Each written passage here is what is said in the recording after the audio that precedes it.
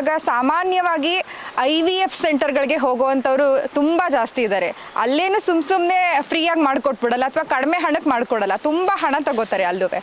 ಈಗ ಮಕ್ಕಳಾಗದೇ ಇರುವಂಥವ್ರು, ಪದೇ ಪದೇ ಆಗ್ತಾ ಇರುವಂಥವ್ರು ನಿಮ್ಮ ಹತ್ರ ಬಂದರೆ ಈ ದೀಕ್ಷೆಯಿಂದ ಅವ್ರಿಗೆ ಏನು ಪರಿಹಾರ ಕೊಡ್ತೀರಾ? ಅದು ಹೇಗೆ ವರ್ಕೌಟ್ ಆಗುತ್ತೆ ಅವ್ರಿಗೆ? ಖಂಡಿತ ಈ ಬೀಜಾಕ್ಷರಗಳಿಂದ ನೀವು ನಾನು ಹೇಳಿದ ದಿನದಲ್ಲಿ ನೀವು ಬೀಜಾಕ್ಷರನ ವರ್ಕೌಟ್ ಮಾಡಿದಾಗ ಆ IVF ಮಾಡೋ ಕರುಣೆಯನ್ನು ಉಡಿಸ್ಬೋದು, ಫ್ರೀಯಾಗೂ ಸಿಗ್ಬೋದು, ನಿಮ್ಮ ಕಡೆ ದುಡ್ಡೆಲ್ಲ ಆಗ್ಬೋದು, ಕಡಿಮೆ ದುಡ್ಡಲ್ಲೂ ಆಗ್ಬೋದು.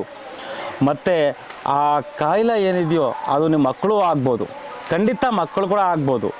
ಈ ಪಂಚಕಾಳಿ ದೀಕ್ಷೆ ಹೆಣ್ಣು ಮಕ್ಕಳಿಗೆ ಸಂತಾನ ಆಗಿರ್ಬೋದು, ಕಲ್ಯಾಣ ಆಗಿರ್ಬೋದು, ಮತ್ತು ಅವರ ವೈಯಕ್ತಿಕ ಜೀವನದಲ್ಲಿ ನೊಂದು ಬೆಂದಾಗಿರ್ಬೋದು, ಅವರಿಗೆ ಒಂದು ಸರಿಯಾದ ಉತ್ತರ ಅಂದರೆ ಈ ಪಂಚಕಾಳಿ ದೀಕ್ಷೆ. ಅಂದರೆ ಇದರಿಂದ ಸಂತಾನ ಆಗ್ಬಿಡತ್ತಾ ಅನ್ನೋದು ನಿಮ್ಗಿರುತ್ತೆ.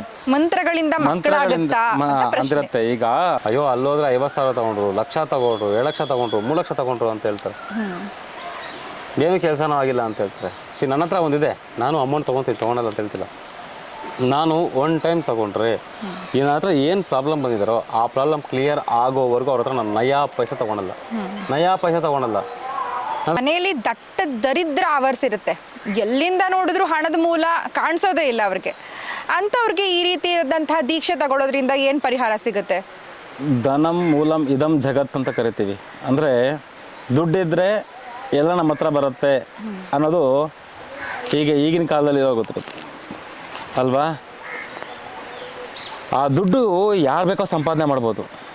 ಖಂಡಿತ ಈ ದೀಕ್ಷೆಯಲ್ಲಿ ನಿಮ್ಮ ಒಂದು ಕೆಲಸ ಕಾರ್ಯಗಳು ಏನು ನಿಂತಿದೆಯೋ ಅದು ಪುನರ್ ಪ್ರಾರಂಭ ಮಾಡೋ ಕೆಪಾಸಿಟಿ, ಆ ಒಂದು ದೈವಶಕ್ತಿ, ಆ ಒಂದು ಇದು ದೇವಿ ನಂಗೆ ಕೊಟ್ಟಿದ್ದಾಳೆ.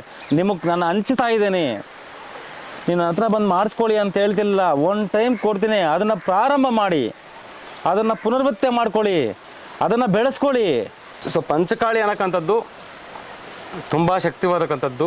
ಯಾರ್ಯಾರು ಬರಬೇಕು ಅಂದ್ಕೊಂಡಿದ್ದೀರಾ, ಮೇ 31ನೇ ತಾರೀಕು ಪೌರ್ಣಮಿ ದಿನ ಶ್ರೀರಂಗಪಟ್ಟಣದಲ್ಲಿ ನಮ್ಮ ರವಿ ತೋಟದಲ್ಲಿ ದೀಕ್ಷೆಯನ್ನು ಕೊಡ್ತಾಯಿದ್ದೀವಿ. ಇದಕ್ಕೆ 200 ಜನಕ್ಕೆ ಮಾತ್ರ ಅವಕಾಶವನ್ನು ಕೊಟ್ಟಿದ್ದೀವಿ. ಅವ್ರಿಗೆ ಏನೇನು ಊಟದ ವ್ಯವಸ್ಥೆ ಇದೆಯೋ ಅದೆಲ್ಲ ನಾವೇ ನೋಡ್ಕೊಳ್ತೀವಿ. ನೀವು ಕೆಂಪು ಕಲ್ಲರು ಮತ್ತು ಕಪ್ಪು ಕಲ್ಲರು ಎರಡರಲ್ಲಿ ಒಂದು ಬಟ್ಟೆಯನ್ನು ಹಾಕ್ಕೊಂಡು ನೀವು ರವಿ ತೋಟಕ್ಕೆ ಬರೋಕ್ಕಂಥದ್ದು.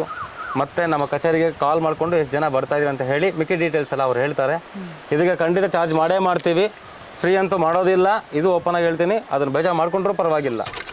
ಅಮ್ಮ ಜನಗಳಿಗೆ ಅಯ್ಯೋ ಅಲ್ಲೋದ್ರೆ 50,000 ತಗೊಂಡ್ರು, ಲಕ್ಷ ತಗೊಂಡ್ರು, 7 ಲಕ್ಷ ತಗೊಂಡ್ರು, 3 ಲಕ್ಷ ತಗೊಂಡ್ರು ಅಂತ ಹೇಳ್ತಾರೆ. ಏನು ಕೆಲಸನೂ ಆಗಿಲ್ಲ ಅಂತ ಹೇಳ್ತಾರೆ. ನನ್ನ ಹತ್ರ ಒಂದಿದೆ, ನಾನು ಅಮೌಂಟ್ ತೊಗೊಳಲ್ಲ ಅಂತ ಹೇಳ್ತಿಲ್ಲ. ನಾನು ಒನ್ ಟೈಮ್ ತೊಗೊಂಡ್ರೆ ನನ್ನ ಹತ್ರ ಏನು ಪ್ರಾಬ್ಲಮ್ ಬಂದಿದ್ದಾರೋ ಆ ಪ್ರಾಬ್ಲಮ್ ಕ್ಲಿಯರ್ ಆಗೋವರೆಗೂ ಅವ್ರ ಹತ್ರ ನಾನು ನಯಾ ಪೈಸೆ ತೊಗೊಳಲ್ಲ. ಅಂದರೆ ಗುರುಳೆ ಮತ್ತೆ ಮಾಡಿಸ್ಕೊತಾ ಇದ್ದೀವಿ, ಕೆಲಸ ಆಗಿಲ್ಲ, ಮತ್ತೆ ದುಡ್ಡು ಕಟ್ಟಬೇಕಂತ ಬೇಡಮ್ಮ. ನನ್ನ ಹತ್ರ ಕೆಲಸ ಆಗೋವರೆಗೂ ನಾನು ಅವ್ರನ್ನ ಬಿಡಲ್ಲ. ನೀವು ಯಾಕೆ ಬಿಡ್ತೀರಾ? ಅದು ನಾನು ಕೇಳೋದು. ನೀವು ಯಾಕೆ ಬಿಡ್ತೀರಾ? ಇದು ನಾನು ಕೇಳೋದು. ಸೊ ನನ್ನ ಹತ್ರ ಒಂದೇ, ನನ್ನ ಹತ್ರ ಕೆಲಸ ಇದೆ, ನಿನಗೆ ಕಲಿಯೋ ಆಸಕ್ತಿ ಇದೆಯಾ, ನಿನಗೆ ಕಲಿಯೋ ಒಂದು ಧೈರ್ಯ ಇದೆಯಾ? ಭಾಷೆ ಇನ್ನೊಂದು ಥರ ಇದೆ, ಅದನ್ನು ಹೇಳಬಾರ್ದು. ನಾನು ಅಲ್ಲೋಗಿ ಏನೋ ಮಾಡಿದೆ, ಇಲ್ಲೋಗಿ ಏನೋ ಮಾಡಿದೆ, ಸರ್ ನನ್ನ ಮುಂದೆ ತೋರಿಸು. ನಾನು ನಾರ್ಮಲಾಗಿ ಓಪನಾಗಿ ಹೇಳ್ತಾ ಇದ್ದೀನಿ. ಚಾಲೆಂಜನ್ನು ತಗೊಳ್ಳಿ. ಇನ್ನೊಬ್ರು ಯಾರು ತಂತ್ರ ಪಂಡಿತಿದ್ರೋ, ಯಾರು ಈ ಮಾಟ ಮಂತ್ರ ಮಾಡಿ ಹಿಂಗೆ ಹೇಳ್ತಿದ್ದಾರೋ, ನಾನು ಕಲ್ತಿದ್ದೀನಿ ಮಾಡಿದ್ದೀನಿ ಅಂತ ಯಾರು ಹೇಳ್ತಿದ್ದಾರೋ ನನ್ನ ಹತ್ರ ಬಂದ್ಬಿಡಿ, ನಾನು ತೋರಿಸಿ. ಅವರೇ ಒಂದು ಕೇಸನ್ನು ತೊಗೊಂಬರಕ್ಕೆ ಕೇಳಿ, ಯಾವುದೋ ಒಂದು ಪ್ರಾಬ್ಲಮ್ ಅವ್ರನ್ನೇ ತೊಗೊಂಬರಕ್ಕೆ ಕೇಳಿ. ನಾನು ಬೇಡ, ನನ್ನ ಒಂದು ಆಫೀಸ್ ಬರೋರು ಬೇಡ, ಅವರೇ ಈಗ ಯಾರೇ ಆಗಲಿ, ಒಂದು ತಂತ್ರ ಪಂಡಿತ ಪುರೋಹಿತ ಜ್ಯೋತಿಷ ಯಾರೋ ಆಗಿರ್ಬೋದು, ಅವರೇ ಒಂದು ಸಮಸ್ಯೆ ಕರ್ಕೊಂಬರಕ್ಕೆ ಕೇಳಿ. ನಾನು ಸಮಸ್ಯೆ ಕರ್ಕೊಂಬಂದು ಕೊಡ್ತೀನಿ. ಅವ್ರ ಪ್ರಾಬ್ಲಮ್ ನಾನು ಕ್ಲಿಯರ್ ಮಾಡ್ತೀನ, ಅವ್ರು ಕ್ಲಿಯರ್ ಮಾಡ್ತಾರೆ, ನೋಡೋಣ. ಚಾಲೆಂಜ್ ಇದು, ಎಲ್ಲಿ ನಿಂತ್ಕೊಂಡ್ರೂ ಚಾಲೆಂಜ್ ಮಾಡ್ತೀನಿ. ನಾನು ವಿದ್ಯೆ ಇದೆ, ನಾನು ಯಾಕೆ ಭಯ ಬೀಳಬೇಕು? ನನ್ನ ಹತ್ರ ವಿದ್ಯೆ ಇದೆ, ನಾನು ಯಾಕೆ ಭಯ ಬೀಳಬೇಕು? ನನ್ನ ಹತ್ರ ಅಷ್ಟೇ ಇರೋದು. ನನ್ನ ಹತ್ರ ದುಡ್ಡಿಲ್ಲ, ಹಣ ಇಲ್ಲ, ಆಸ್ತಿ ಇಲ್ಲ, ವಿದ್ಯೆ ಇದೆ, ನಮ್ಮಮ್ಮ ಇದ್ದಾಳೆ, ಜಯಿಸ್ಕೊತೀನಿ, ನೋಡ್ಕೊತೀನಿ. ನಿಮ್ಮ ಹತ್ರ ವಿದ್ಯೆ ಕಲಿತು ನಿಮಗೆ ಆಪೋಸಿಟ್ ಆಗಿ ಪ್ರಯೋಗ ಮಾಡಿರುವಂಥದ್ದು ಉಂಟಾ? ಮಾಡ್ಕೊಳ್ಳಿ. ಹೇಳ್ತಿಲ್ವಾ, ಯಾರು ಬೇಕಾದರೂ ಎನಿ ಒನ್ ಪರ್ಸ್ ಬೇಕಾದ್ರು, ನನ್ನ ಕೂದಲು, ನನ್ನ ಬಟ್ಟೆ, ನನ್ನ ಆಫೀಸ್ ಮುಂದೆ ಬಾಗಿಲಲ್ಲಿ ರೈಟ್ ಸೈಡಲ್ಲಿ ಒಂದು ಪೋಚ್ ಹಾಕ್ತೀನಿ ನಾಳೆಯಿಂದ, ಅಲ್ಲೇ ಇರ್ತಾ ತೊಗೊಂಡೋಗಿ ಮಾಡ್ಕೊಂಬಂದ್ಬಿಡಿ. ಇದೆ ಅಲ್ಲೇ ಇರ್ತವೆ, ನಾನು ಇಕ್ಕಿರೋವೆಲ್ಲ ಅಲ್ಲಿ ಸೈಡಲ್ಲೇ ಇರ್ತವೆ, ನಾನೇ ಕೋಚ್ ಕೊಡ್ತೀನಿ, ನಾನು ಮಾಡ್ಕೊಂಬಿಡಿ. ಮುಲ್ಲೋಕ ನೀನು ಕಾಶಿಯಲ್ಲೇ ಹೋಗ್ತೀಯೋ, ಸಿ ದೀಕ್ಷೆ ತಗೊಂಡು ಒಂದು ಪರ್ಸನ್ ಒಂದು ದೀಕ್ಷೆಯನ್ನು ತಗೊಂಡಾಗ, ಒಂದು ಪರ್ಸನ್ನು ಪಂಚಕಾಳಿ ದೀಕ್ಷೆಯನ್ನು ತಗೊಂಡಾಗ, ಭದ್ರಕಾಳಿ ದೀಕ್ಷೆಯನ್ನು ತಗೊಂಡಾಗ, ಕಾಳಿ ಆರಾಧನೆಯನ್ನು ಮಾಡಿದಾಗ ನಿನ್ನ ಈ ನಾರ್ಮಲ್ ಚಿಕ್ಕ ಕಲ್ತಿರೋರು ನಿನ್ನ ಏನು ಮಾಡೋಕ್ಕೂ ಚಾನ್ಸಸ್ ಇಲ್ಲ. ನಿನ್ನ ಮಾಡಬೇಕು ಅಂತಂದರೆ ನಿಮಗೆ ನಾಗಸಾಧುಗಳಂತ ಜ್ಞಾಪಕ ಇರುತ್ತೆ. ಈ ಆ ನಾಗಸಾಧುಗಳು ನಿಮ್ಮ ಮೇಲೆ ಪ್ರಯೋಗವನ್ನು ಮಾಡಿದಾಗ ಮಾತ್ರ ನಿಮ್ಗೆ ಎಫೆಕ್ಟ್ ಹೊಡೆಯುತ್ತೆ. ಇದು ಶೋರ್ ಹೊಡೆಯುತ್ತೆ. ನೀವು ಹೇಳ್ದಂಗೆ ಅಂದರೆ ಪಂಚಕಾಳಿ ದೀಕ್ಷೆ ತೊಗೊಂಡ ತಕ್ಷಣ ಎಲ್ಲ ಒಳ್ಳೇದಾಗ್ಬಿಡತ್ತಾ? ಅರ್ಧಂಬರ್ಧ ವಿದ್ಯೆ ಕಲ್ತವ್ರಾಗಿರಲಿ, ಈ ನಿಂಬೆಹಣ್ಣಿ ಮೇಲೆ ತುಳಿಯೋರಾಗಿರಲಿ, ಈ ಮತ್ತು ಈ ನಾನು ವಿದ್ಯೆ ಕಲ್ತಿನಂತ ಹೆಚ್ಕೊಳೋದಾಗಿರಲಿ, ಇವರೆಲ್ಲ ನಿಮ್ಮ ಮೇಲೆ ವಾಮಾಚಾರ ನಿಮ್ಗೆ ಗೊತ್ತಿರುತ್ತೆ, ಇವ್ರ ಕೈಯಲ್ಲೇ ಮಾಡಿಸಿದ್ರೆ ಅಂತ ಕೂಡ ಗೊತ್ತಿರುತ್ತೆ. ಸೊ ಅಂಥವ್ರು ಕೂಡ ನೀವೇನು ಮಾಡ್ಕೊಳಕ್ಕೆ ಆಗ್ತಾ ಇರಲಿಲ್ಲ. ಸೊ ಅವ್ರು ನಿಮ್ಮ ಮೇಲೆ ಮಾಡ್ತಾನೆ ಇರ್ತಾರೆ. ಸೊ ಅಂಥದ್ದಕ್ಕೆ ಆನ್ಸರೇ ಈ ಪಂಚಕಾಳಿ. ಈ ಪಂಚಕಾಳಿ ಅನ್ನಕ್ಕಂಥದ್ದು ನಿಮ್ಮ ನಾಗಸಾಧುಗಳು ಬಿಟ್ಟರೆ ಇನ್ನು ಯಾರೂ ಇವ್ರು ನಿಮ್ಮನ್ನು ಟಚ್ ಮಾಡೋಕ್ಕಾಗಲ್ಲ. ಇದು ಸೋರಾಗಿ ಹೇಳ್ತೀನಿ. ಯಾಕೆ ಅಂದಾಗ ಪಂಚಕಾಳಿ ದೀಕ್ಷೆಯನ್ನು ತಗೊಂಡವ್ರಿಗೆ ಅದನ್ನು ಕಟ್ ಮಾಡೋದು ನಾಗಸಾಧುಗೆ ಬಿಟ್ಟರೆ ಇನ್ಯಾರಿಗೂ ಗೊತ್ತಿಲ್ಲ. ಆ ದೀಕ್ಷೆಯನ್ನು ಕೂಡ ನಾವು ಕಟ್ ಮಾಡ್ಬೋದು, ನಾಗಸಾಧುಗಳಿಗೆ ಬಿಟ್ಟು ಇನ್ಯಾರಿಗೂ ಗೊತ್ತಿಲ್ಲ. ಇದು ಸರ್ ನನಗೆ ಕೂಡ ಗೊತ್ತಿಲ್ಲ, ರಿಯಲ್ ನನಗೆ ಕೂಡ ಗೊತ್ತಿಲ್ಲ. ಅದು ಹೆಂಗೆ ತೆಗಿತಾರೆ ಅಂತ ನನಗೆ ಕೂಡ ಗೊತ್ತಿಲ್ಲ. ನನ್ನ ಹತ್ರ ಏನೋ ಇದೆ ಅಂದರೆ ನಾನು ಇದೆ ಅಂತಲೇ ಹೇಳ್ತೀನಿ, ಇಲ್ಲ ಅಂದರೆ ನಾನು ಇಲ್ಲ ಅಂತಲೇ ಹೇಳ್ತೀನಿ. ಆ ವಿದ್ಯೆ ನಾನು ಕೂಡ ಕಲ್ತಿಲ್ಲ. ಆ ದೇವಿನ ನಮಗೂ ಇನ್ನೂ ದಾರಿ ಕೊಟ್ಟಿಲ್ಲ. ಖಂಡಿತ ಕಲಿತೀವಿ. ನಾನು ಇಂಥದ್ದೇ ಕಲ್ತಿದ್ದೀನಿ ಅಂತ ನಾನು ಓಪನಾಗಿ ಹೇಳ್ತೀನಿ. ನೀನು ಇಷ್ಟೇ ಕಲ್ತಿದ್ದೀನಿ ಅಂತ ಹೇಳ್ಕೊಳೋ ತಾಕತ್ತು ನಿನಗಿದೆಯಾ? ಕಲಿಯೋದಕ್ಕೆ ಯಾರು ಸತ್ತು ಅಲ್ಲ. ನಾಳೆ ಸಾಯ್ತಾ ಇದೀವಿ ಅಂದರೆ ಇವತ್ತು ಬೇಕಾದ್ರೆ ಕಲಿಬೋದು. ವಿದ್ಯೆ ಯಾರಪ್ಪನ ಮನೆ ಸತ್ತು ಅಲ್ಲ, ವಿದ್ಯೆ ಯಾರು ಇದ್ರದ್ದು ಅಲ್ಲ. ಎಷ್ಟು ವಯಸ್ಸಾದ್ರೂ ವಿದ್ಯೆ ಕಲಿಬೋದು. ಅವಿದ್ಯಾವಂತರು ಕೂಡ ಕಲಿಬಹುದು ಅಂತ ಹೇಳ್ತಾ ಇದ್ರಿ. ಖಂಡಿತ. ಈಗ ನಮ್ಮ ದೊಡ್ಡಪ್ಪ ಅವ್ರಿಗೆ ನಮ್ಮ ಅಪ್ಪ ಅವರು ನನ್ನ ತಂದೆ ಅವರ ಅಣ್ಣನಿಗೆ ಇನ್ನೂ ಮದುವೆ ಆಗಿಲ್ಲ. ಸೊ ಅವರು ಬ್ರಹ್ಮಚಾರಿಗೆ ಆಂಜನೇಯನ ಪೂಜೆ ಮಾಡ್ಕೊಂಡು ಇದ್ಬಿಟ್ಟಿದ್ದಾರೆ. ಅವರು ಈಗಲೂ ಸಹ ಒಂದು MBA ಮಾಡಿದ್ರು, LLB ಮಾಡಿದ್ರು, LLB ಆಗಿ ಮತ್ತೆ ಅವರು ನರ್ಸರಿ ಮಾಡಿದ್ರು. ಸುಮಾರು 5 ಥರ ಅವ್ರ ಹತ್ರ ಸರ್ಟಿಫಿಕೇಟ್ಗಳಿದೆ. ಇವಾಗೂ ಓದ್ತಾ ಇರ್ತಾರೆ. ಅವರು ವಯಸ್ಸೆಷ್ಟು 65 ಎಲ್ಲ 70 ಆಗಿದೆ ಅವ್ರಿಗೆ. ಯಾಕೆ ಹೇಳಿ? ಅವ್ರು ಹಂಗೆ ಹೇಳಿ ಒಂದೇ ಮಾತು, ವಿದ್ಯೆ ಯಾರು ಸತ್ತು ಅಲ್ಲ. ನಾನು ಸಾಯ್ತಾ ಇರೋದು ಕಲಿತಾ ಇರ್ತೇನೆ. ನೀವು ಪ್ರಪಂಚದಲ್ಲಿ ಏನೇ ಇದ್ರೂ ಗಿಡಗಳ ಬಗ್ಗೆ ಹೇಳಿ, ಅವ್ರಿಗೆ ಐಡಿಯಾ ಇದೆ. ನನ್ನ ತಂದೆ ಬೆಳಗ್ಗೆ 4 ಗಂಟೆ ಇವಾಗ ಎದ್ದೇಳ್ತಾರೆ, ಗಿಡಗಳ ಬಗ್ಗೆ ರಿಸರ್ಚ್ ಮಾಡ್ತಾನೆ ಇರ್ತಾರೆ ಅವರು. ಯಾಕೆ ಅಂದರೆ ಅವರು ಫೇಮಸ್ ಆಯುರ್ವೇದಿಕ್ ಡಾಕ್ಟರ್. ಅವರು ನಮ್ಮ ತಂದೆಯವರು 50 ಹಳ್ಳಿಗೆ ಹೆಸರು ವಾಸಿದ್ದೆ ನಮ್ಮಪ್ಪ. ಅವ್ರು ಇವತ್ತಿಗೂ ಹೋಗಿ 4 ಗಂಟೆ ನಮ್ಮನೆ ಬೆಲ್ ತೆಗೀರಿ ತಕ್ಷಣ ಬಂದು ತೆಗಿತಾರೆ. ಇವಾಗೂ ರಿಸರ್ಚ್ ಮಾಡ್ತಾ ಇರ್ತಾರೆ ಅವರು. ನಾನು ಇನ್ನೂ ಕಲಿಬೇಕು, ನನ್ನ ಆಸಕ್ತಿ ಇದನ್ನೇ ಹೇಳುತ್ತೇನೆ ಜನಗಳಿಗೆ. ಎಷ್ಟು ವಯಸ್ಸು ಅವ್ರಿಗೆ? ಅವ್ರಿಗಾಗಿದೆ ಒಂದು 50. ನಮ್ಮ ತಂದೆಯವ್ರಿಗೆ ಒಂದು 50 ಆಗಿದೆ. ಆದರೆ ಈ ಕಾಲದಲ್ಲಿ ಈ ಮಕ್ಳುಗಳು ಬರೀ ಮೊಬೈಲ್ಗಳು ಯೂಸ್ ಮಾಡುವಂಥದ್ದು, ಹುಡುಗಿ ಹಿಂದೆ ಅಲಿಯುವಂಥದ್ದು ಈ ಥರನೇ ಇದೆ. ಇಂಥವರೆಲ್ಲ ಹೇಗೆ ಆಧ್ಯಾತ್ಮದ ಕಡೆ ಬರೋದು? ಖಂಡಿತ ಅದನ್ನೇ ಹೇಳೋದು. ಕಾಲ ಕೆಟ್ಟೋಗಿದೆ. ಯಾಕಂದರೆ ದೈವ ಅನ್ನೋದು ಭಯ ಇಲ್ಲ. ದೈವತ್ವ ಅನ್ನೋದು ಹೇಳ್ಕೊಡಲ್ಲ. ನಮಗೆ ಗೊತ್ತಿದ್ರೆ ಅಲ್ವ ಅವ್ರಿಗೆ ಹೇಳ್ಕೊಡೋದಕ್ಕೆ. ಫಸ್ಟ್ ತಂದೆ ತಾಯಿಗಳಿಗೆ ಗೊತ್ತಿಲ್ಲ. ಏನು ಅಂದರೆ ಮೂಢನಂಬಿಕೆ. ದುಡ್ಡು ತೊಗೊಂಡ್ಬಿಡ್ತಾರೆ, ಮೋಸ ಮಾಡಿಬಿಡ್ತಾರೆ ಅನ್ನೋದು ಇದು ಹಾಕೊಂಡಿರ್ತಾರೆ ಅಷ್ಟೇ. ಇಲ್ಲಿ ಏನು ಕೊಡ್ತಾ ಇದ್ದೀವಿ, ಏನದು ಯಾವ ರೀತಿ ಉಪಯೋಗ ಮಾಡ್ಕೊಳ್ಬೇಕು, ಯಾವ ಥರ ಅದನ್ನು ಆಚರಣೆಯನ್ನು ಮಾಡಬೇಕು. ನೀನು ₹1 ಕೊಟ್ಟಿದ್ದೀಯಾ ಒಂದ್ರಿಗೆ ಅಂದರೆ ಅದರಲ್ಲಿ ನೀನು 10 ಕೆಲಸ ಮಾಡ್ಕೊಳ್ಬೇಕು. 10 ಕೆಲಸ ಥರ ನಿಂಗೆ ಒಳ್ಳೇದಾಗಬೇಕು. ಅದು ಮೈಂಡಲ್ಲಿ ಇಟ್ಕೊಳ್ಬೇಕು. ಸೊ ಪಂಚಕಾಳಿ ಅನ್ನೋಕ್ಕಂಥದ್ದು ತುಂಬ ಶಕ್ತಿವಾದಕ್ಕಂಥದ್ದು. ಯಾರ್ಯಾರು ಬರಬೇಕು ಅಂದ್ಕೊಂಡಿದ್ದೀರಾ, ಮೇ 31ನೇ ತಾರೀಕು ಪೌರ್ಣಮಿ ದಿನ ಶ್ರೀರಂಗಪಟ್ಟಣದಲ್ಲಿ ನಮ್ಮ ರವಿ ತೋಟದಲ್ಲಿ ದೀಕ್ಷೆಯನ್ನು ಕೊಡ್ತಾಯಿದ್ದೀವಿ. ಇದಕ್ಕೆ 200 ಜನಕ್ಕೆ ಮಾತ್ರ ಅವಕಾಶವನ್ನು ಕೊಟ್ಟಿದ್ದೀವಿ. ಅವರು ಏನೇನು ಊಟದ ವ್ಯವಸ್ಥೆ ಇದೆಯೋ ಅದೆಲ್ಲ ನಾವೇ ನೋಡ್ಕೊಳ್ತೀವಿ. ನೀವು ಕೆಂಪು ಕಲ್ಲರು ಮತ್ತು ಕಪ್ಪು ಕಲ್ಲರು ಎರಡರಲ್ಲಿ ಒಂದು ಬಟ್ಟೆಯನ್ನು ಹಾಕ್ಕೊಂಡು ನೀವು ರವಿ ತೋಟಕ್ಕೆ ಬರೋಕ್ಕಂಥದ್ದು. ಮತ್ತು ನಮ್ಮ ಕಚೇರಿಗೆ ಕಾಲ್ ಮಾಡಿಕೊಂಡು ಎಷ್ಟು ಜನ ಬರ್ತಾಯಿದ್ದೀವಿ ಅಂತ ಹೇಳಿ ಮಿಕ್ಕಿ ಡೀಟೇಲ್ಸ್ ಎಲ್ಲ ಅವ್ರು ಹೇಳ್ತಾರೆ. ಇದಕ್ಕೆ ಖಂಡಿತ ಚಾರ್ಜ್ ಮಾಡೇ ಮಾಡ್ತೀವಿ, ಫ್ರೀ ಅಂತೂ ಮಾಡೋದಿಲ್ಲ. ಇದು ಓಪನಾಗಿ ಹೇಳ್ತೀನಿ, ಅದನ್ನು ಬೇಜಾರು ಮಾಡ್ಕೊಂಡ್ರೂ ಪರವಾಗಿಲ್ಲ. ಬೆಲೆ ಇಲ್ಲ ಅನ್ನೋದು ನಂಗೆ ಗೊತ್ತಾಗಿದೆ, ಅದಕ್ಕೋಸ್ಕರ ನಾನು ಚಾರ್ಜ್ ಮಾಡೇ ತೊಗೊತಾ ಇದ್ದೀನಿ. ಸೊ ಈ ಥರ ಪಂಚಕಾಳಿಗೆ ಬಂದವರು ಖಂಡಿತ 100% ಒಳ್ಳೇದಂತೂ ಮಾಡೋ ಜವಾಬ್ದಾರಿ ನಾವು. ನೀನು ಒಳ್ಳೇದಾಗಬೇಕು ಅಂದ್ಕೊಂಡಿದ್ಯಾ, ನಿನ್ನ ಮನೇಲಿ ನಿನ್ನ ನೆಮ್ಮದಿಯಾಗಿರ್ಬೇಕು ಅಂದ್ಕೊಂಡಿದ್ಯಾ, ನಿನ್ನ ಕೆಲಸಕ್ಕೆ ಉದ್ಯೋಗ ಆಗಬೇಕು ಅಂದ್ಕೊಂಡಿದ್ಯಾ, ಇಲ್ಲ ನಿನ್ನ ಯಾವ ಥರ ಆಗಬೇಕು ಅಂದ್ಕೊಂಡಿದ್ಯಾ, ಬಂದು ದೀಕ್ಷೆ ಮಂತ್ರವನ್ನು ಕೊಡ್ತೀವಿ. ಅದನ್ನು ಉಪಯೋಗ ಮಾಡಿಕೊಂಡು ಖಂಡಿತ ನೀವು ಆ ಜಪವನ್ನು ಮಾಡಿ, ಖಂಡಿತ ಆ ಭಗವತಿ ತಾಯಿ, ಆ ಭದ್ರಕಾಳಿ ಖಂಡಿತ ಎಲ್ಲರಿಗೂ ಒಳ್ಳೆಯದಾಗಲಿ, ಎಲ್ಲರಿಗೂ ಅನುಕೂಲವಾಗಲಿ. ಆ ಪಂಚಕಾಳಿ ದೀಕ್ಷೆಯಿಂದ ಎಲ್ಲರಿಗೂ ಮನೆಯಲ್ಲಿ ಸುಖ ಶಾಂತಿ ನೆಮ್ಮದಿಯಿಂದ ಇರಲಿ. ಜೈ ಭದ್ರಕಾಳಿ ನಮಃ. ಗುರುಗಳೇ, ಈ ಪಂಚಕಾಳಿ ದೀಕ್ಷೆ ಅನ್ನುವಂಥದ್ದು ಹೆಂಗಸರಿಗೆ ಯಾವ ರೀತಿಯಾಗಿ ಕೆಲಸ ಮಾಡಿಕೊಡುತ್ತೆ? ಪಂಚಕಾಳಿ ದೀಕ್ಷೆ ಅನ್ನಕ್ಕಂಥದ್ದು ಹೆಂಗಸರಿಗೆ ಅನ್ನಕ್ಕಂಥದ್ದು ಈ ಸಂತಾನ ಆಗಿಲ್ಲ ಅನ್ನಕ್ಕಂಥದ್ದು ಅವ್ರಿಗೆ ಯಾಕೆ ಅಂದರೆ ಇದರಿಂದ ಸಂತಾನ ಆಗ್ಬಿಡತ್ತಾ ಅನ್ನೋದು ನಿಮಗಿರುತ್ತೆ. ಮಂತ್ರಗಳಿಂದ ಅಂತಿರುತ್ತೆ. ಈಗ ನಮಗೊಂದು ಮತಕ್ಕೆ ಸೇರಿದಾಗ ಒಂದು ದೀಕ್ಷೆಯನ್ನು ಕೊಡ್ತಾರೆ. ಯಾವುದೇ ಒಂದು ಮತಕ್ಕಾಗಲಿ ಸೇರಿದಾಗ ದೀಕ್ಷೆಯನ್ನು ಕೊಡ್ತಾರೆ, ಆ ಮತದಲ್ಲಿ ಫಾಲೋ ಮಾಡ್ತೀವಿ. ಸೊ ಅದೇ ರೀತಿ ಈ ಪಂಚಕಾಳಿ ದೀಕ್ಷೆ ಅನ್ನಕ್ಕಂಥದ್ದು, ಈ ಪಂಚಕಾಳಿ ದೀಕ್ಷೆ ಹೆಣ್ಣು ಮಕ್ಕಳಿಗೆ ಸಂತಾನ ಆಗಿರ್ಬೋದು, ಕಲ್ಯಾಣ ಆಗಿರ್ಬೋದು, ಮತ್ತು ಅವರ ವೈಯಕ್ತಿಕ ಜೀವನದಲ್ಲಿ ನೊಂದು ಬೆಂದಾಗಿರ್ಬೋದು, ಅವರಿಗೆ ಒಂದು ಸರಿಯಾದ ಉತ್ತರ ಅಂದರೆ ಈ ಪಂಚಕಾಳಿ ದೀಕ್ಷೆ. ಈ ದೀಕ್ಷೆಯಲ್ಲಿ ಅವರಿಗೆ ಯಾವುದೇ ರೀತಿ ಒಂದು ಮನಸ್ಸಲ್ಲಿ ಗೊಂದಲ ಅನ್ನ ಇದ್ದಾಗ, ಮತ್ತು ನಾನು ವಾಮಾಚಾರ ಮಾಡಿಸ್ತಾನೆ ಇದ್ದಾರೆ, ನಾನು ಇಂಪ್ರೂವ್ಮೆಂಟ್ ಆಗ್ತಾ ಇಲ್ಲ ಅಂದವ್ರಿಗೆ ಖಂಡಿತ ಈ ಪಂಚಕಾಳಿ ದೀಕ್ಷೆ ಅವ್ರಿಗೆ ಎಫೆಕ್ಟ್ ಕೊಡುತ್ತೆ. ನಾನು ಹೇಳಿದ್ನಲ್ಲ, ಒಂದೇ ಒಂದು ನಾಗ ಸಾಧುಗಳು ಬಿಟ್ಟು ಈ ದೀಕ್ಷೆಯಿಂದ ಅವ್ರನ್ನ ತೆಗಿಯೋಕ್ಕೆ ಯಾರ ಕೈಯಲ್ಲೂ ಚಾನ್ಸಸ್ಸೇ ಆಗಲ್ಲ. ಈಗ ನನಗೆ ಕೂಡ ಕೊಟ್ಟ ಮೇಲೆ ತೆಗಿಯೋಕ್ಕಾಗಲ್ಲ, ಕೊಡೋವರೆಗೂ ಗೊತ್ತು, ಅದನ್ನು ತೆಗಿಯೋದು ನನಗೆ ಕೂಡ ಗೊತ್ತಿಲ್ಲ. ಅದು ಈ ನಾಗಸಾಧುಗಳು ಯಾಕೆ ಅಂದರೆ ಅವ್ರಿಗೆ ಧರ್ಮ ಅರ್ಥ ಕಾಮ ಮೋಕ್ಷಗಳನ್ನು ಬಿಟ್ಟು ಅವರು ಸಾಧನೆಯನ್ನು ಮಾಡಿಕೊಂಡು ಆ ದೇವಿನ ಒಲಿಸ್ಕೊಂಡು ಆ ಪರಮೇಶ್ವರನ ಒಲಿಸ್ಕೊಂಡು ಆ ಪವರ್ ಅವ್ರಿಗಿರುತ್ತೆ.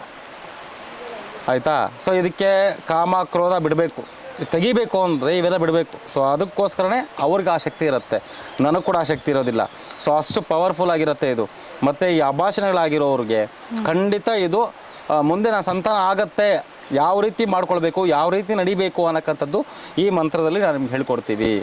ಬೀಜಾಕ್ಷರಿ ಮಂತ್ರಗಳು ಅಂದರೆ ಏನು? ಈ ತಾಯಿಗೆ ಯಾಕೆ ಅದು ಅಷ್ಟೊಂದು ಪ್ರಿಯ ಅಂತ? ಡಮರುಕ ಕೇಳಿದಿರಾ? ಶಿವನ ಕೈಯಲ್ಲಿ ಡಮರುಕ ಇರುತ್ತೆ, ಡಬ ಡಬ ಡಬ ಡಬ ಅಂತ ನಾವು ಹಿಂಗೆ ಆಡ್ದಾಗ ಇರುತ್ತೆ. ಶಿವನಿಗೆ ಆ ನಾದ ಅಂದರೆ ತುಂಬ ಇಷ್ಟ, ಭರತನಾಟ್ಯ ಅಂದರೆ ತುಂಬ ಇಷ್ಟ. ಆ ಬೀಜಾಕ್ಷರಗಳು ಒಳೆಯೋದು, ಆ ಬೀಜಾಕ್ಷರಗಳು ಯಾವ ದೇವತೆಗಳಿಗೆ ಇಷ್ಟ ಇರುತ್ತೋ ಇಲ್ವೋ ನಮಗದು ಗೊತ್ತಿಲ್ಲ. ಬಟ್ ಭದ್ರಕಾಳಿಗೆ, ಶಿವನಿಗೆ, ನರಸಿಂಹರಿಗೆ, ಉಗ್ರ ದೇವತೆಗಳಿಗೆ ಈ ಬೀಜಾಕ್ಷರ ಅನ್ನಕ್ಕಂಥದ್ದು ನಂಟಿದ್ದಂಗೆ, ರಬ್ಬರ್ ಇದ್ದಂಗೆ. ಅವ್ರಿಗೆ ಎಳೆಯೋಷ್ಟು ಅವ್ರಿಗೆ ತಾಕತ್ ಬರ್ತಾ ಇರುತ್ತೆ. ಅದು ಈ ಬೀಜಾಕ್ಷರಕ್ಕಿರೋ ಪವರ್ ಅಂತದ್ದು. ಈ ಬೀಜಾಕ್ಷರಗಳು ರೀಮ್ ಕ್ಲೀಮ್ ಅನ್ನೋದು ಒಂದು ಎಲ್ಲರಿಗೂ ರೀಮ್ ಕ್ರೀಮ್ ಅನ್ನೋದು ಒಂದು ಅಭ್ಯಾಸ ಆಗ್ಬಿಟ್ಟಿದೆ. ಅರ್ಥ ಆಯ್ತಾ? ಇದರಲ್ಲಿ ಸ್ಟಾರ್ಟಿಂಗ್ ಲೆವೆಲ್ ಅಷ್ಟೇ. ಅಂದರೆ ಈ ಬೀಜಾಕ್ಷರಗಳನ್ನು ಅರ್ಥ ಏನು ಅನ್ನೋದು ಯಾವಾರಿಗೂ ಗೊತ್ತಿಲ್ಲ. ರೀಮ್ ಅಂದರೆ ಏನು, ಕ್ಲೀಮ್ ಅಂದರೆ ಏನು, ಹಮ್ ಅಂದರೆ ಏನು, ಎಮ್ ಅಂದರೆ ಏನು, ಹಮ್ ಅಂದರೆ ಏನು, ಫಟ್ ಫಟ್ ಅಂದರೆ ಏನು, ಇವೆಲ್ಲ ಜಾಸ್ತಿ ಜನಗಳಿಗೆ ಗೊತ್ತಿಲ್ಲ. ಯಾರೋ ಹೇಳಿದ್ರು, ನಾನು ಹೇಳ್ಕೊಟ್ಟು ನಾನು ಮಾಡಿದೆ. ಇವ್ರಿಗೆ ತೊಗೊಂಡೆ, ಇವ್ರಿಗೆ ಪ್ರಯೋಗ ಮಾಡಿದೆ, ಆಗಲಿಲ್ಲ, ಇವ್ರ ದುಡ್ಡು ತೊಗೊಂಡು ನಾನು ತಿಂದ್ಬಿಟ್ಟೆ. ಓಪನ್ ಆಗಿ ಹೇಳ್ತೀನಿ, ಅವ್ರು ಕೊಡೋ ದುಡ್ಡು ನಿಮ್ಗೆ ಹೊಟ್ಟೆಗೆ ಸೇರಬೇಕು, ಪಾಪ ಅನ್ನಿಸ್ಬಾರ್ದು. ಅವರು ಕೂಲಿ ಕೆಲಸ ಎಲ್ಲ ಮಾಡಿಕೊಂಡು ಬಂದು ನಿಮ್ಮ ಹತ್ರ ದುಡ್ಡು ಕೊಟ್ಟಿರ್ತಾರೆ. ಅದಕ್ಕೆ ನ್ಯಾಯ ಒದಗಿಸ್ಬೇಕು. ಆ ನ್ಯಾಯ ಒದಗಿಸೋದಲ್ಲೇ ಅಂದರೆ ಈ ಪಂಚಕಾಳಿ ದೀಕ್ಷೆ. ನೀವು ಯಾವ ತಂತ್ರ ಪಂಡಿತರು ನಿಮ್ಗೆ ಬೇಕಾಗಿಲ್ಲ, ಯಾರೂ ಅವಶ್ಯಕತೆ ಇಲ್ಲ, ಇನ್ಕ್ಲೂಡಿಟ್ ನಾನು ಕೂಡ ಅವಶ್ಯಕತೆ ಇಲ್ಲ. ಆ ದೀಕ್ಷೆಯನ್ನು ತಗೊಳ್ಳಿ, ನಿಮಗೆ ಅರ್ಥ ಆಗುತ್ತೆ ರಿಸಲ್ಟ್ ಹೆಂಗಿರುತ್ತೆ ಅಂತ. ನಿಮಗೆ ಕೊಟ್ಟಿರೋ ಮಾಲೆ, ನಾವು ಕೊಡೋ ಮಾಲೆ ಆಡತ್ತೆ ಹೆಂಗೆ, ಆಯಿತಾ? ನಾವು ಕೊಟ್ಟಿರೋ ಬೀಜಾಕ್ಷರಗಳು ನಿಮ್ಮ ಮನಸ್ಸು ನೆಮ್ಮದಿ ಇರುತ್ತೆ. ನಿಮ್ಮ ನೆಮ್ಮದಿಯನ್ನು ಅದನ್ನು ತಾಳ್ಮೆ ತರಿಸಿ ನಿಮಗೊಂದು ದಾರಿ ದೀಪ ತೋರಿಸುತ್ತೆ. ಅದು ಈ ದೀಕ್ಷೆ ಇರೋ ಒಂದು ತುಂಬ ತುಂಬ ತುಂಬ ಅನುಕೂಲವಾಗಂಥದ್ದು. ಇವಾಗ ಸಾಮಾನ್ಯವಾಗಿ IVF ಸೆಂಟರ್ಗಳಿಗೆ ಹೋಗುವಂಥವ್ರು ತುಂಬ ಜಾಸ್ತಿ ಇದ್ದಾರೆ. ಅಲ್ಲೇನು ಸುಮ್ಮನೆ ಫ್ರೀಯಾಗಿ ಮಾಡಿಕೊಟ್ಬಿಡಲ್ಲ ಅಥವಾ ಕಡಿಮೆ ಹಣಕ್ಕೆ ಮಾಡಿಕೊಡಲ್ಲ, ತುಂಬ ಹಣ ತಗೋತಾರೆ ಅಲ್ಲೂ. ಈಗ ಮಕ್ಕಳಾಗದೇ ಇರೋವಂಥವ್ರು, ಪದೇ ಪದೇ ಆಗ್ತಾ ಇರೋವಂಥವ್ರು ನಿಮ್ಮ ಹತ್ರ ಬಂದರೆ ಈ ದೀಕ್ಷೆಯಿಂದ ಅವ್ರಿಗೆ ಏನು ಪರಿಹಾರ ಕೊಡ್ತೀರಾ? ಅದು ಹೇಗೆ ವರ್ಕೌಟ್ ಆಗುತ್ತೆ ಅವ್ರಿಗೆ? ಖಂಡಿತ ಈ ಬೀಜಾಕ್ಷರಗಳಿಂದ ನೀವು ನಾನು ಹೇಳಿದ ದಿನದಲ್ಲಿ ನೀವು ಬೀಜಾಕ್ಷರನ ವರ್ಕೌಟ್ ಮಾಡಿದಾಗ ಆ IVF ಮಾಡೋ ಕರಣೆಯನ್ನು ಉಡಿಸ್ಬೋದು, ಫ್ರೀಯಾಗೂ ಸಿಗ್ಬೋದು, ನಿಮ್ಮ ಕಡೆ ದುಡ್ಡೆಲ್ಲ ಆಗ್ಬೋದು, ಕಡಿಮೆ ದುಡ್ಡಲ್ಲೂ ಆಗ್ಬೋದು. ಮತ್ತು ಆ ಕಾಯಿಲೆ ಏನಿದೆಯೋ ಅದು ನಿಮ್ಮ ಮಕ್ಕಳು ಆಗ್ಬೋದು, ಖಂಡಿತ ಮಕ್ಕಳು ಕೂಡ ಆಗ್ಬೋದು. ಇದು ಶೋರಾಗಿ ಹೇಳ್ತೀನಿ, ಯಾಕಂದರೆ ನಮ್ಮ ಹತ್ರ ಇದ್ದಾರೆ. ಲಾಸ್ಟ್ ಟೈಮು ದೀಕ್ಷೆ ಆಗಿರೋರು ನಮ್ಮ ಹತ್ರ ಒಬ್ಬ ಹುಡುಗ ಇದ್ದ. ಆ ಹುಡುಗ ಪಾಪ ಯಾವ ರೀತಿ ಅಂದರೆ ಉತ್ತರ ಕರ್ನಾಟಕನ ಶಿವಮೊಗ್ಗ ಕಡೆ ಒಬ್ಬ ಹುಡುಗ ಇದ್ದ. ಆ ಹುಡುಗನಿಗೆ ಮಕ್ಕಳು ಅನ್ನೋದು 4 ವರ್ಷ ಆಯ್ತು ಮದುವೆ ಆಗಿ. ನಾವು ಅದು ಕಮಂಡ್ಲ ಗಣಪತಿಯಲ್ಲಿ ದೀಕ್ಷೆಯನ್ನು ಕೊಟ್ವಿ. ಗಂಡು ಮಗು, ಪೌರೋಹಿತ್ಯ ಚೆನ್ನಾಗಿ ನಡೀತಾ ಇದೆ, ಆಯಿತಾ. ಅದಾದ ನಂತರ ವಿದ್ಯೆಯನ್ನು ಕಲ್ತ್ಕೊಂಡ ಸ್ವಲ್ಪ ಅಂತ ಹೇಳಿದೆ, ಸ್ವಲ್ಪಕ್ಕೆ ಅವನ ಜೀವನ ಉದ್ಧಾರ ಆಗಿದೆ, ಆಯಿತಾ. ಅವನ ತಂಗಿಗೆ ಮದುವೆ ಮಾಡ್ದ, ಎಲ್ಲ ಥರನೂ, ಹೆಸರು ಬೇಡ, ಎಲ್ಲ ಥರನೂ ಆಗಿದೆ. ಸೊ ನಾನು ಹೇಳೋದಷ್ಟೇ, ಯೂಸ್ ಮಾಡ್ಕೊಳ್ಬೇಕು. ಯಾವುದೇ ಆಗಲಿ ಒಂದು ವಸ್ತು ಒಬ್ರು ಕೊಡ್ತಾ ಇದ್ದಾರೆ ಅಂದರೆ ನಾನು ಯಾವ ರೀತಿ ಯೂಸ್ ಮಾಡ್ಕೊಳ್ಬೇಕು, ನಾನು ಯಾವ ರೀತಿ ಅದನ್ನು ಪಡ್ಕೊಳ್ಬೇಕು, ನಾನು ಯಾವ ರೀತಿ ಅದನ್ನು ಆರಾಧನೆಯನ್ನು ಮಾಡಬೇಕು, ಯಾವ ರೀತಿ ಉಪಯೋಗ ಮಾಡ್ಕೊಳ್ಬೇಕು, ಇದು ಗೊತ್ತಿದ್ದರೆ ಖಂಡಿತವಾಗ್ಲೂ ಒಳ್ಳೆಯದಾಗತ್ತೆ. ಮನೆಯಲ್ಲಿ ದಟ್ಟ ದರಿದ್ರ ಆವರಿಸಿರುತ್ತೆ, ಎಲ್ಲಿಂದ ನೋಡಿದ್ರು ಹಣದ ಮೂಲ ಕಾಣಿಸೋದೇ ಇಲ್ಲ ಅವ್ರಿಗೆ. ಅಂಥವ್ರಿಗೆ ಈ ರೀತಿಯಾದಂತಹ ದೀಕ್ಷೆ ತಗೊಳ್ಳೋದ್ರಿಂದ ಏನು ಪರಿಹಾರ ಸಿಗುತ್ತೆ? ಧನಂ ಮೂಲಂ ಇದಂ ಜಗತ್ ಅಂತ ಕರಿತೀವಿ. ಅಂದರೆ ದುಡ್ಡಿದ್ರೆ ಎಲ್ಲ ನಮ್ಮ ಹತ್ರ ಬರುತ್ತೆ ಅನ್ನೋದು ಈಗಿನ ಕಾಲದಲ್ಲಿ ಗೊತ್ತಿರುತ್ತೆ ಅಲ್ವಾ. ಆ ದುಡ್ಡು ಯಾರು ಬೇಕೋ ಸಂಪಾದನೆ ಮಾಡ್ಬೋದು. ಖಂಡಿತ ಈ ದೀಕ್ಷೆಯಲ್ಲಿ ನಿಮ್ಮ ಒಂದು ಕೆಲಸ ಕಾರ್ಯಗಳು ಏನು ನಿಂತಿದೆಯೋ ಅದು ಪುನರ್ ಪ್ರಾರಂಭ ಮಾಡೋ ಕೆಪಾಸಿಟಿ, ಆ ಒಂದು ದೈವಶಕ್ತಿ, ಆ ಒಂದು ಇದು ದೇವಿ ನಂಗೆ ಕೊಟ್ಟಿದ್ದಾಳೆ. ನಿಮಗೆ ನಾನು ಹಂಚ್ತಾ ಇದ್ದೀನಿ, ನೀನು ಹತ್ರ ಬಂದು ಮಾಡಿಸ್ಕೊಳ್ಳಿ ಅಂತ ಹೇಳ್ತಿಲ್ಲ. ಒನ್ ಟೈಮ್ ಕೊಡ್ತೀನಿ, ಅದನ್ನು ಪ್ರಾರಂಭ ಮಾಡಿ, ಅದನ್ನು ಪುನರ್ವೃತ್ತಿ ಮಾಡ್ಕೊಳ್ಳಿ, ಅದನ್ನು ಬೆಳೆಸ್ಕೊಳ್ಳಿ. ನನ್ನ ಹತ್ರ ಬಂದು ಡೈಲಿ ಬನ್ನಿ ನನ್ನ ಹತ್ರ ಹೇಳಲ್ಲ, ವಾರಕ್ಕೊಂದು ಬನ್ನಿ. ನಾನು ಕೊಡೋದೇ 4 ತಿಂಗಳಿಗೋ 5 ತಿಂಗಳಿಗೋ ಒಂದು ದೀಕ್ಷೆ. ಅದರಲ್ಲಿ ನೀವು ಖಂಡಿತವಾಗಲಿ ತಗೊಳ್ಳಿ, ನೀವು ಅದನ್ನು ಪುನರುತ್ಥಾನ ಮಾಡ್ಕೊಳ್ಳಿ, ನೀವು ಅದನ್ನು ಪ್ರಾರಂಭ ಮಾಡ್ಕೊಳ್ಳಿ, ನೀವು ಅದನ್ನು ಸಾಧನೆಯನ್ನು ಮಾಡಿ, ಖಂಡಿತ ಆಗತ್ತೆ. ಯಾಕಾಗಲ್ಲ ಅನ್ನೋ ನನ್ನ ಕ್ವಶನ್ನು, ಯಾಕೆ ಆಗಬಾರ್ದು ಅನ್ನೋ ನನ್ನ ಕ್ವಶನ್ನು, ಯಾಕೆ ನಾನು ಮಾಡಿಕೊಡಲ್ಲ ಅನ್ನೋ ನನ್ನ ಕ್ವಶನ್ನು. ಇದೇ ಜಾಗದಲ್ಲಿ ಇದರಲ್ಲಿ ನಾನು ನವಕಾಳಿ ದೀಕ್ಷೆಯನ್ನು ಕೊಟ್ಟಾಗ 130 ಜನಕ್ಕೆ ಬೆಳಗ್ಗೆ 10 ಗಂಟೆ ಕೂತ್ಕೊಂಡಿದ್ದೀನಿ, 4 ಗಂಟೆಗೆ 5 ಗಂಟೆಗೆ ಎದ್ದೇಳಿದ್ದೀನಿ. ನನಗೆ ಈ ಥರ ಪೇಷನ್ಸ್ ಇದ್ದಾಗ ನೀವು ತಗೊಳ್ಳೋ ಕೆಪಾಸಿಟಿ ನಿಮ್ಗೆ ಯಾಕಿಲ್ಲ? ಯಾವುದೂ ಫ್ರೀಯಾಗಿ ಬರಲ್ಲ. ಯಾಕೆ ಫ್ರೀಯಾಗಿ ಬರಲ್ಲ ಅಂದರೆ ಆ ವಿದ್ಯೆ ಅಂಥದ್ದು, ಆ ವಿದ್ಯೆಗಿರೋ ಗೌರವ ಅಂಥದ್ದು. ನೀನು ಬಿಸ್ನೆಸ್ ಅನ್ಕೋ, ಇನ್ನೊಂದು ಅನ್ಕೋ, ನೀನು ಮತ್ತೊಂದು ಅನ್ಕೋ, ನನಗೆ ಸಂಬಂಧ ಇಲ್ಲ. ನಾನು ಜನಗಳಿಗೆ ಒಳ್ಳೇದು ಮಾಡಬೇಕು. ನನ್ನ ಹತ್ರ ಬಂದವ್ರಿಗೆ 50 ಜನದಲ್ಲಿ 30 ಜನಕ್ಕೆ ಒಳ್ಳೇದು ಮಾಡ್ತೀನಾ? ನಾನು ಗೆದ್ದೆ. 20 ಜನಕ್ಕೆ ಆಗಿಲ್ಲ, ಅವನು ಬಿಡ್ತಾ ಇಲ್ಲ. ಅದು ಯಾಕೆ ಉದ್ಧಾರ ಆಗ್ತಾಯಿಲ್ಲ, ಬಾ ನಾನು ನೋಡೋಣ ಅಂತ ನಾನು ಕರ್ಸ್ಕೊಂಡು ಮತ್ತೆ ಮಾಡ್ತೀನಿ. ಇವತ್ತವರೆಗೂ ನನ್ನ ಆಫೀಸ್ ಫೋನ್ ಮಾಡಿದವ್ರಿಗೆ, ಗುರುಳೆ ನಂಗೆ ಆಗ್ತಿಲ್ಲ ಅಂದವ್ರಿಗೆ ಭಾನುವಾರ ಕರ್ಸ್ಕೊಂಡು ನಾನು ಮಾಡ್ತಾಯಿದ್ದೀನಿ. ನಾನು ಹೇಳೋದು ಒಂದೇ, ಪಂಚಕಾಳಿ ಅನ್ನೋಕ್ಕಂಥದ್ದು ತುಂಬ ಶಕ್ತಿವಾದಕ್ಕಂಥದ್ದು. ಅದರಲ್ಲಿ ಆ ಪಂಚಕಾಳಿಯಲ್ಲಿ ಏನೇನು ಕೊಡ್ತೀನಿ ಅನ್ನೋಕ್ಕಂಥದ್ದು ಸೀಕ್ರೆಟ್ ಆಗಿರುತ್ತೆ. ಖಂಡಿತ ನಿಮ್ಮ ಮನಸ್ಸು, ನಿಮ್ಮ ಕೆಲಸ, ನಿಮ್ಮ ಒಂದು ಕೆಲಸ ಕಾರ್ಯಗಳು ನಡೀಬೇಕು ಅಂದರೆ ಈ ದೀಕ್ಷೆಗೆ ಬನ್ನಿ. ನಾನು ಖಂಡಿತವಾಗಲೂ ಮನಸ್ಫೂರ್ತಿಯಾಗಿ ಆ ಭಗವತಿ ಆಶೀರ್ವಾದದಿಂದ ಅದನ್ನು ನಾನು ಕೊಡೋಕ್ಕೆ ನಾನು ರೆಡಿ ಇದ್ದೀನಿ. ತಗೊಳಕ್ಕೆ ನೀವು ರೆಡಿ ಇದ್ದರೆ ಖಂಡಿತ ಬರ್ಬೋದು. ಈಗ ಪ್ರಯೋಗಗಳನ್ನು ಮಾಡಿ ನಮ್ಮ ಶತ್ರುವಿಗೆ ಆಕ್ಸಿಡೆಂಟ್ ಆಗೋ ಥರ ಅಥವಾ ಅವ್ರಿಗೇನೋ ಕೆಟ್ಟದಾಗೋ ಥರ ಮಾಡ್ತಾರೆ, ಅದು ನಿಜವಾಗ್ಲೂ ನಿಜಾನ ಗುರುಗಳೇ? ಅದೇ ನಾನು ಹೇಳಿದೆಮ್ಮ, ಕರೆಕ್ಟಾಗಿ ವಿದ್ಯೆ ಮಾಡಿರೋರು, ಕರೆಕ್ಟಾಗಿ ವಿದ್ಯೆಯನ್ನು ಕಲ್ತ್ಕೊಂಡಿರೋರು, ಕರೆಕ್ಟಾಗಿ ಅದನ್ನು ಉಪಯೋಗ ಮಾಡ್ಕೊಂಡವರು ಮಾಡ್ತಾರೆ. ಅದನ್ನು ದುರುಪಯೋಗವನ್ನು ಮಾಡ್ಕೊಂಡು ಮಾಡ್ತಿದ್ದಾರೆ. ನಾನು ಎಲ್ಲರ ಹತ್ರ ಬಂದಾಗ ನಾವು ಶಾಸ್ತ್ರ ಕೇಳಲ್ಲ, ಏನು ನಿಮ್ಮ ಪ್ರಾಬ್ಲಮ್ ಅಂತ ಕೇಳಿತೀನಿ. ಯಾರೇ ಬರಲಿ, ನಾಳೆ ನೀವು ಬಂದ್ರೂ ಯಾರು ಬಂದ್ರೂ ಏನು ನಿನ್ನ ಪ್ರಾಬ್ಲಮ್ ಅಂತ ಕೇಳ್ತೀನಿ. ನಾನು ಶಾಸ್ತ್ರ ಹೇಳಕ್ಕೆ ಹೋಗಲ್ಲ, ನನಗೆ ಅದು ಗೊತ್ತೂ ಇಲ್ಲ. ನನಗೇನು ಗೊತ್ತಿಲ್ಲ ಅಂದರೆ ಅವ್ರ ಮುಂದೆ ಇಡ್ತೀನಿ. ಅವರು ತನ್ನ ಸಮಸ್ಯೆಗಳನ್ನ ಹತ್ರ ಹೇಳ್ಕೊಂಡಾಗ ಇದಕ್ಕೇನು ಪರಿಷ್ಕಾರ ಮಾಡ್ಬೋದು, ಈಗ ನಾನು ಶಾಸ್ತ್ರ ಎಲ್ಲ ನೋಡಿದ್ಮೇಲೆ ಎಲ್ಲ ಆದಮೇಲೆ ನಾನು ಪರಿಷ್ಕಾರ ಹೇಳಲೇಬೇಕಲ್ವಾ? ನನಗೆ ಅದೇನಕ್ಕೆ ನಾನು ಇನ್ನೊಂದು ಹೇಳೋದು, ಅವ್ರ ಪಾಪ ಇನ್ನೊಂದು ಅರ್ಥ ಮಾಡ್ಕೊಳ್ಳೋದು, ಇನ್ನೊಂದು ಭಯ ಬೀಳೋದು. ನಾನು ಭಯ ಬೀಳ್ಸೋನಲ್ಲ. ನನ್ನ ಹತ್ರ ಬಂದಮೇಲೆ ಒಳ್ಳೇದಾಗಿದೆಯಾ ಆಗಿಲ್ವಾ ಇದನ್ನು ಮಾತ್ರ ನಾನು ಥಿಂಕ್ ಮಾಡ್ತೀನಿ ಅಷ್ಟೆ. ನನ್ನ ಹತ್ರ ಬಂದಾಗ ಒಳ್ಳೇದಾಗಿದೆಯಾ ಒಳ್ಳೇದಾಗಿಲ್ವಾ ಬಾ ನಾನು ನೋಡ್ಕೊತೀನಿ. ನಾನು ಸಪ್ರೇಟಾಗಿ ನಾನು ಇಟ್ಕೊಂಡು ನಾನು ನೋಡ್ಕೊತೀನಿ ಬಾ. ಅದಾಗೋವರೆಗೂ ಯಾಕೆ ನಾನು ಬಿಡಲ್ಲ. ನಿಮಗೆ ನಾನು ಕೆಲವೊಂದು ವಿಚಾರಗಳು ನಾಳೆ ಭದ್ರಕಾಳಿ ಆಗೋಕ್ಕೆ ಬರ್ತಾರೆ, ಕೆಲವೊಂದು ವಿಚಾರಗಳು ನಾನು ಹತ್ರ ಹೇಳಿಸ್ತೀನಿ. ನಿಮಗೆ ಗೊತ್ತಾಗುತ್ತೆ. ಒಂದು ವಾರದಲ್ಲಿ ಒಂದು ಎಕ್ಸಾಂಪಲ್ ಇಷ್ಟೇ ಹೇಳ್ತೀನಿ. ಒಂದು ಬ್ಯಾಂಕ್ ಅವರು ಸೀಸ್ ಮಾಡೋಕ್ಕೆ ಬಂದಿದ್ದರು. ಪಾತ್ರೆ ಎಲ್ಲ ಆಚೆ ಕಡೆ ಹಾಕಿದ್ದಾರೆ. ಇಮಿಡಿಯೇಟ್ಲಿ ಫಾರ್ಮ್ ಗುರುಗಳೇ ನನಗೆ ಪಾತ್ರೆ ಎಲ್ಲ ಆಚೆ ಕಡೆ ಹಾಕಿದ್ದಾರೆ, ನೀವೇನೋ ಮಾಡಿ, ತಲೆ ಕೆಡಿಸ್ಕೊಂಬೇಡ, 6 ತಿಂಗಳು ಟೈಮ್ ಕೊಡ್ತೀನಿ, ತಲೆ ಕೆಡಿಸ್ಕೊಂಬೇಡ ಅಂತೆಲ್ಲ. 6 ತಿಂಗಳಿಲ್ಲ, 5 ತಿಂಗಳು ಟೈಮ್ ತೊಗೊಂಡು ಹೋಗಿದ್ದಾನೆ. 5 ತಿಂಗಳೊಳಗಡೆ ಪಾತ್ರೆ ಎಲ್ಲ ಒಳಗಡೆ ಇಡಿಸಿ, ನೋಡಪ್ಪ 5 ತಿಂಗಳೊಳಗಡೆ ನಿನ್ನ ಸಂಬಳ ನಿಂದು ಬಾಕಿ ಏನಿದೆ ತಿರ್ಸ್ಬಿಡಪ್ಪ ಅಂತ ಹೇಳಿದ್ರು. ಇದೆಲ್ಲ ಯಾವುದಿಂದ ಮಾತಿಂದ ಆಗತ್ತಾ? ಆ ದೈವತ್ವದಲ್ಲಿ ನಾವು ಪೂಜೆ ಮಾಡಿದಾಗ ಅವ್ನಿಗೆ ಆ ಕರುಣೆ ಭಾವನೆ ಹುಟ್ಟುತ್ತೆ. ಆ ಹುಟ್ಟಾಗ ಆ ದೇವಿನೇ ಅವನ ಕೈಯಲ್ಲಿ ಮಾಡಿಸ್ತಾಳೆ. ಅದು ಅವನ ದೀಕ್ಷೆ ತೊಗೊಂಡಿರೋಣೆ. ಆ ದೀಕ್ಷೆದಲ್ಲಿ ಏನು ಕೆಲಸ ಮಾಡುತ್ತೆ, ಯಾವಾಗ ಏನು ಟೈಮ್ ಯೂಸ್ ಮಾಡಬೇಕು ಅದನ್ನು ನೀನು ಯೂಸ್ ಮಾಡ್ಕೋ, ಖಂಡಿತ ನಿಂಗೆ ಆಗತ್ತೆ.